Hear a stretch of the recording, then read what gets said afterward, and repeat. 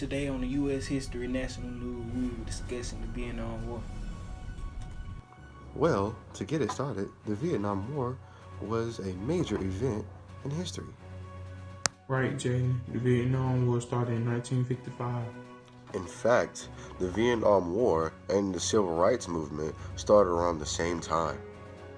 Speaking of the Civil Rights Movement, major people such as Malcolm X and Fred Hampton also played a part in the Vietnam War in a way.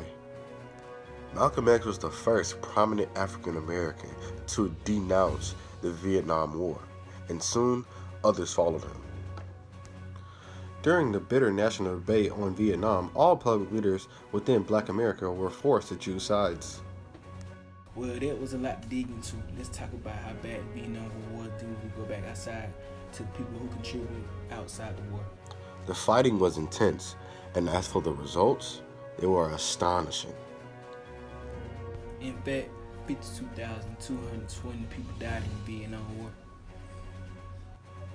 Villages were bombed, burned, and destroyed. The ground troops swept through. In many cases, they gunned down men, women, and children, sometimes mutilating bodies, cutting off ears to wear on necklaces. But since large-scale warfare was rare, soldiers could go for weeks without encountering enemy forces, or far from being inspired to quiet only high intentions. Wow, how dangerous do you think it was as a U.S. soldier in the Vietnam War? To them being in Vietnam, they would have to encounter wildlife, so I would say it was dangerous because of the wildlife and the enemy. Back to the major people who were outside the war but contributed to it as well. Let's talk about Fred Hampton and his country. He was an American activist. He became the leader of the NAACP at age 18.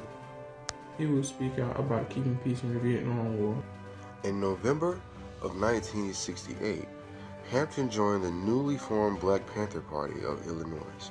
He then became the leader of the Chicago branch of the Black Panther Party. The FBI saw him as a growing threat. Then he was assassinated instantly on the night of December 3rd, 1969 by the FBI. Wow, that was interesting. Let's speak about the president and his time during the war. Well, John F. Kennedy beat Richard Nixon in the U.S. presidential election of 1960. Fast 4 years down the line, Kennedy sent hundreds of additional soldiers to Vietnam. A few years later, President Kennedy was assassinated, and Johnson was sworn in as president. With that being said, that will conclude the U.S. National History News for today. Here are some pictures that shows how the soldiers looked during the Vietnam War.